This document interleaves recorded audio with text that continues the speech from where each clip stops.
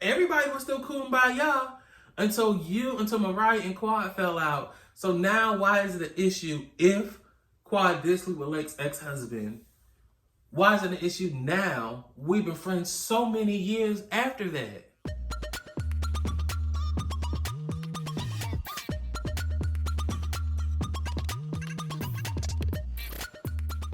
Yes, we are back with another recap of Married to Medicine. This is Married to Medicine episode 14. This is the last wrap before the season finale. Great season. I have been enjoying watching the ladies of Married to Medicine this season. We're going to go ahead and get into this recap. Before we do, make sure you guys like, comment, subscribe, and please share this video so we can have more people join our party and we can talk every week. The more the merrier. Make sure you guys do that, like, comment, subscribe, and also hit that bell so you get the notifications so you don't miss anything. You guys don't want to miss anything because we are going to start doing more reviews on different shows. Had a few requests to do one of the new shows. You guys see that video a little later. Married to Medicine. We're going to address the elephant in the room. No, I did not do a Married to Medicine recap for episode 13. Yeah, episode 13 was so boring. Excuse me. I could not bring myself to do a recap. I literally watched last week's episode 13, 4 times. 4. I watched it Sunday. I ended up getting up, doing laundry, finding clothes to wear for work. I tried again that night to watch it. I couldn't. My husband was like, "Are you gonna rewatch Married to Medicine because you weren't watching it?" I said, I don't know. I tried again, couldn't do it. I got up that morning. I tried to watch it. I'm gonna watch it so I can do my recap. Barely finished. And then I watched it for a 4th time. I tried to watch it for a 4th time while I was at work. Couldn't do it. I could pull nothing from the episode. So we just gonna act like, I don't know, we're gonna act like, because I just told you I didn't do it. But anyway, we're gonna get to episode 14. Episode 14 was a lot better. We started with Buffy, all the girls trying to figure out, not trying to figure out, but all the girls just, doing their thing. Throughout the city, all my doctors, all my people working, moving, getting it. And then we get to Buffy. And Buffy is sitting there with her house manager. Now, I didn't get to address this yet, but why does Buffy have a house manager? It's literally you and your husband and your dogs. Like, am I missing something? Or what is there to manage? Now, I would even understand, like, a maid, Molly the maid. But a house manager, like, is the house manager cleaning as well, or what is she managing? Maybe that's the question I should be asking instead of saying why does she have a manager? Because I just feel like Buffy does not have real friends, and she admitted that she doesn't have a lot of friends because they aren't as successful as her. I may be misquoting her, but somewhere along that line. And she doesn't have a lot of friends because she talks about her success or they get jealous or something. Like, is your staff, like, do you hire staff so they could be friends? I don't know, girl. Get it together. That doesn't make sense to me. But somebody enlighten me. Like, what else does a house manager do for someone that's just to have their house, their husband, their 2 dogs, to need a house manager? Beats me. Quad and Cynthia, y'all know I love crossover anything. But anybody from any show that I love make an appearance on other shows that I love. Y'all know I love Real Housewives of Atlanta. I love Married to Medicine. So seeing Cynthia Bailey, mother, on Married to Medicine was a treat for me. Her and Quad seemed to really, like, enjoy each other. Like, that banter back and forth was really cute. I really enjoyed them too. They seemed to really like each other and have a real relationship, real friendship there. And it's cute. I like that. I love the advice that Cynthia was giving Quad, especially around accepting divorce or accepting the end of a relationship. I feel like we, excuse me, I feel like we condemn people for a relationship ending instead of supporting them getting out of a relationship that isn't good for them. Going through a breakup, of course, it's going to be hard. Nobody wants their relationship to end, especially when you love and care about that person.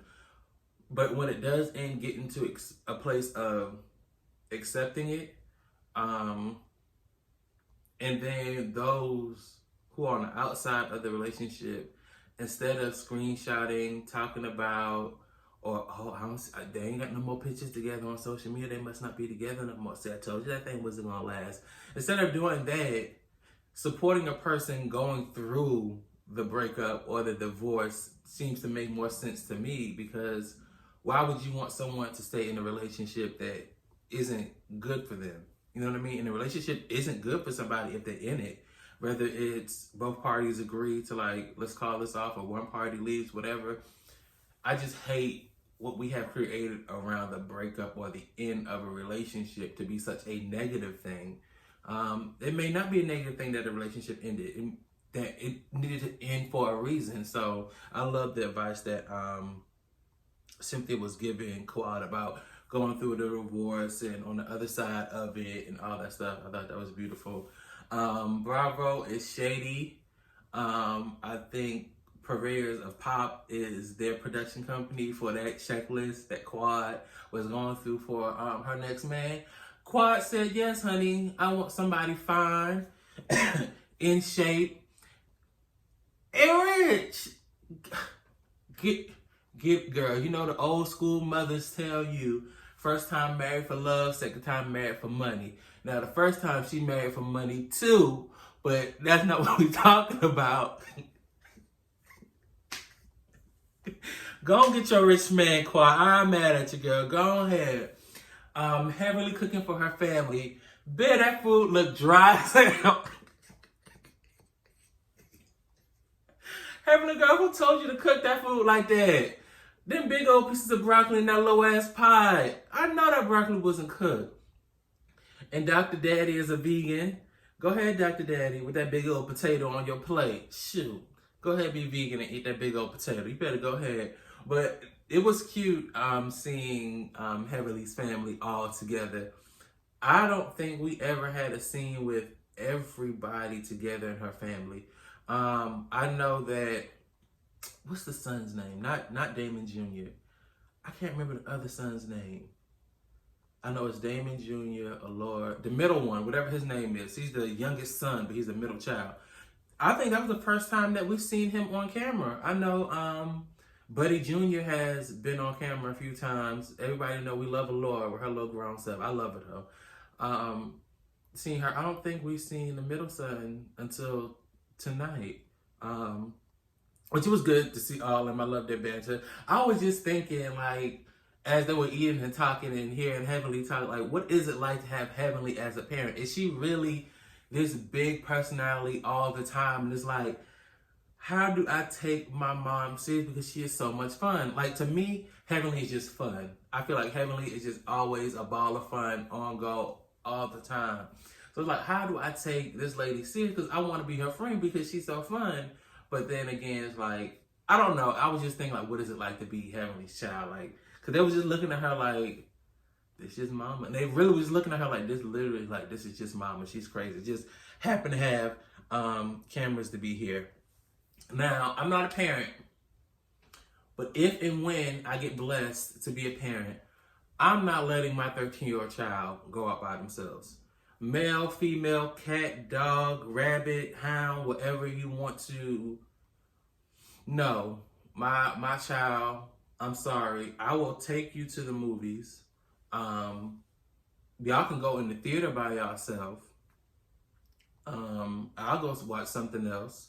Or I'll sit in the lobby, or I'll go to the mall across the street, or Starbucks somewhere and get me a little drink or whatever. But y'all not going to no movies by yourself, especially in no metropolitan area. Hell, even in the country, people are crazy. Yeah, you can trust your child like Dr. Daddy was saying, but I trust you. Yeah, I do. But you're still a child. You're still a teenager. You're going to try me. And, it comes with age and being a teenager, testing limits. But people out in this world are crazy too. I don't need, as a young man going out there, somebody making accusations against you.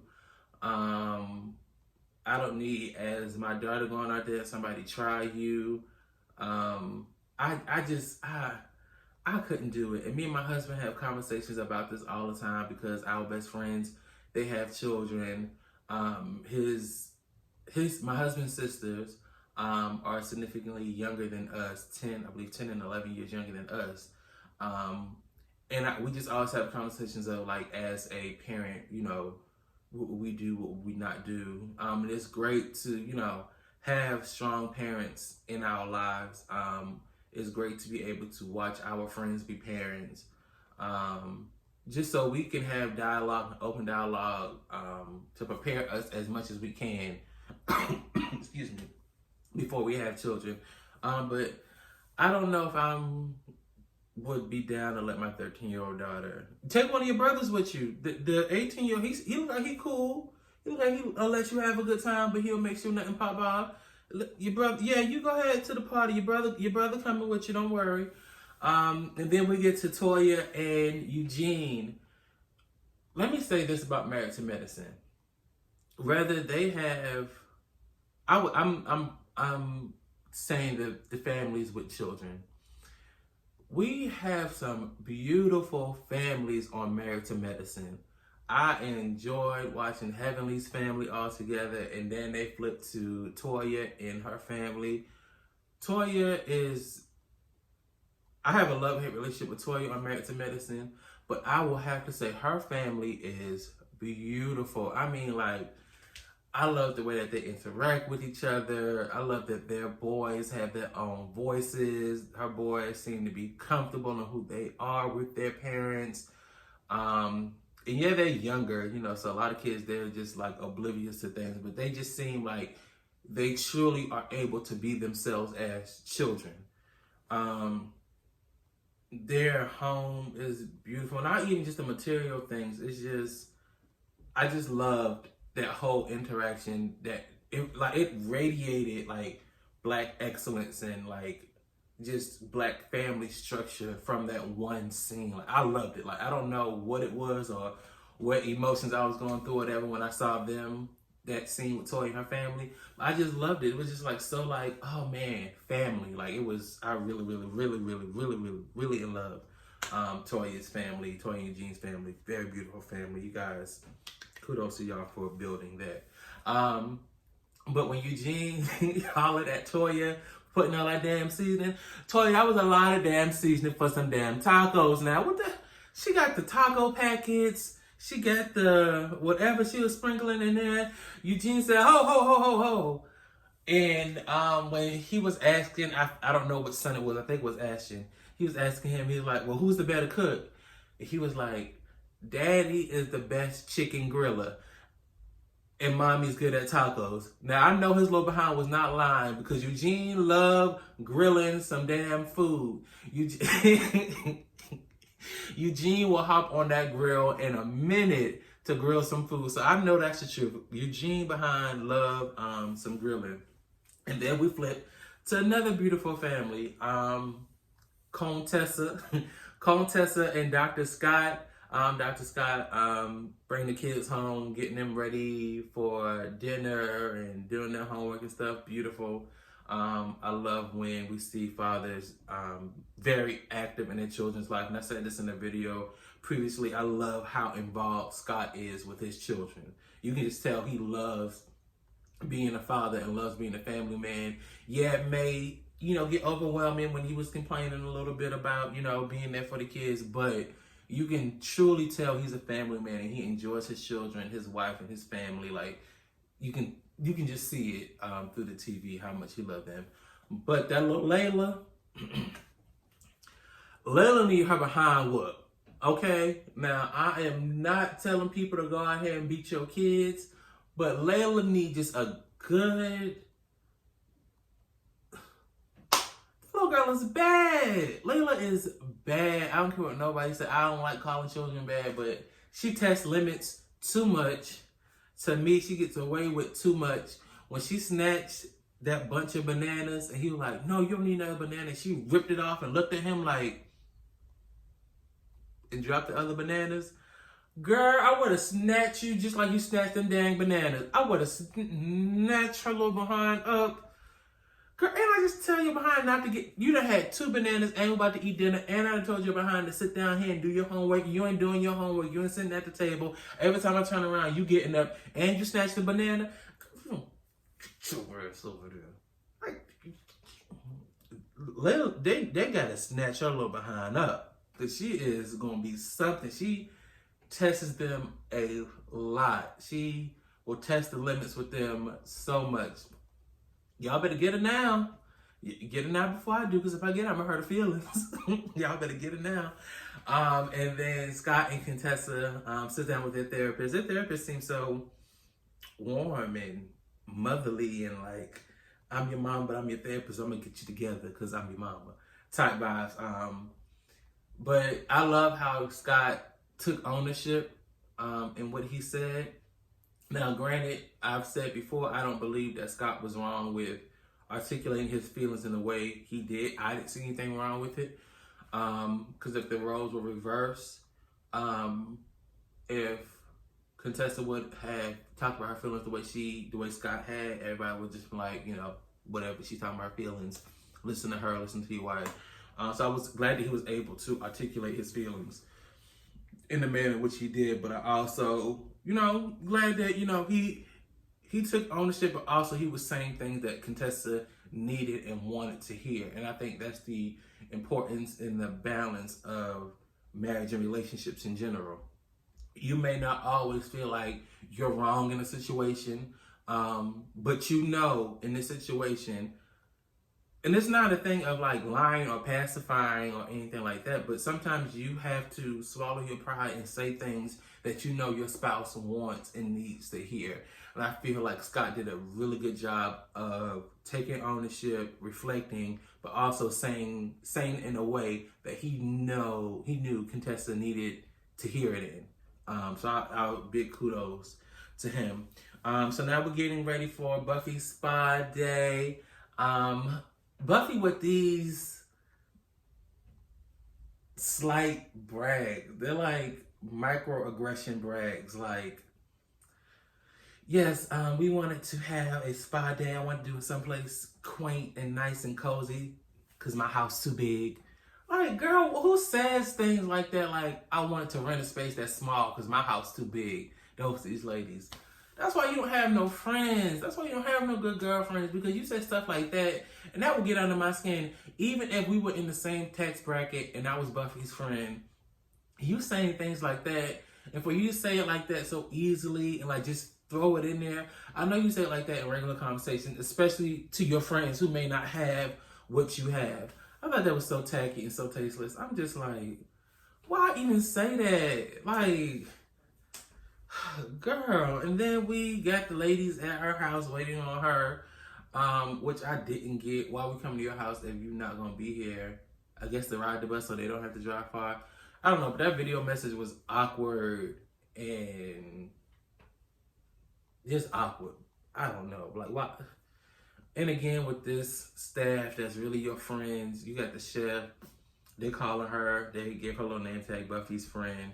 That's Buffy's chef. That's not Buffy's friend. She don't have friends, so she has to hire staff and make her staff be her friend. That's what I think. That's what I believe. She's a lot. So we're getting ready to go to a cabin, to do the spa date. But baby, did y'all catch when Dr. Heavenly went to get Quad because it was raining? Quad, why you snatched that lady? Quad, why you snatched that lady umbrella like that out her hand? Now Heavenly Weaves is getting all wet. She coming over here to share her umbrella. You done snatched the whole damn umbrella out the lady's hand. How you gonna do that? Now she walking around wet and you got her umbrella. We finally get to the cabin. I feel like Buffy just wants to fit in so bad, but it's not herself. Like, fit in being you. Like, let us like you for who you are. That loud, extra, awkward, woohoo, woohoo! You guys are here, woohoo, woohoo! Yay! You guys are here, woohoo, woohoo! Like, who does that? Like, it was so misplaced and so awkward, and Dr. Jackie was over it. Dr. Jackie said, I am just here to be a good sport, honey. I'm here so I don't get fined. Give me my check for my scene. Send me home. Jackie was over Buffy. The goat yoga. I wouldn't have done it, but I'm glad a lot of the ladies did it. It was cute for them. I'm glad that they, experienced it. I would have been like Jackie, watching from the inside. I would have been outside. I would have been like Toya, recording. But I don't know if I want no livestock, like Dr. Jackie said, jumping all over me. Of course, Dr. Heavenly was a fool out there acting crazy, jumping away from them animals. She's a fool. She just can't help it. And the goat eating Contessa's hair. Toya is crazy. Calling that lady something, you got some hay hair. Now, Contessa, your weave do be looking a little hay and a little cheap, a little cat, rat, dog. So, of course, them goats want to chew on that hay. They didn't know that there was no weave. And before we leave the lake house, all the ladies get together and we're talking about the situation with Lake and Quad, which I don't know why this is even a thing. Mariah's being messy, bringing Lake. Out of everybody you could have brought, you bring Lake. That's stupid. And girl, what you need help for? These ladies not gonna let nothing happen to you because your toe is broke. That was stupid. But what I don't understand is, again, how this Quad sleeping with Lake's ex-husband is a thing. Because if you look at the story and the sequence of events, so Quad allegedly sleeps with the husband. Lake stays with the husband, stays friends with Quad. The husband goes to the husband goes to jail for tax evasion, tax fraud, money laundering, something, allegedly. I don't know. He goes to jail for something, allegedly. She divorces him because he allegedly goes to jail. Then you are in Quad's wedding and remain friends with her until your sister falls out with her.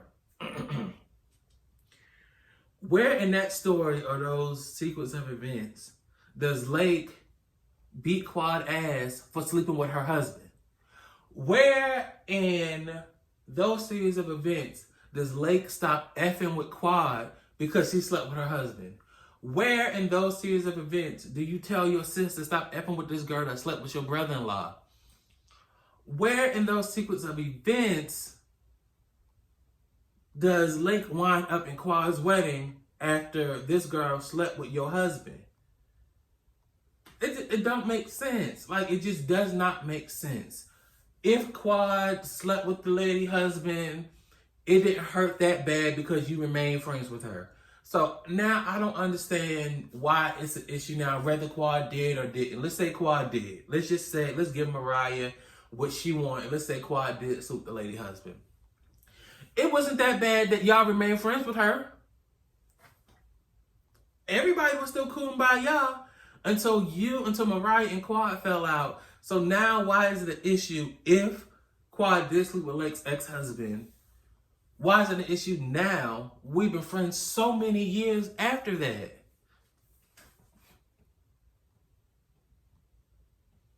Somebody send Mariah over here. Hell, send Lake. Send him over here, tell him to comment. Let's have a conversation so they can help me understand the issue here. Because I'm lost. Or maybe one of y'all can tell me. That does not make sense to me. It don't make sense. So I don't get it. But that was Married to Medicine, season 14. Not season 14. Hear me. Episode 14.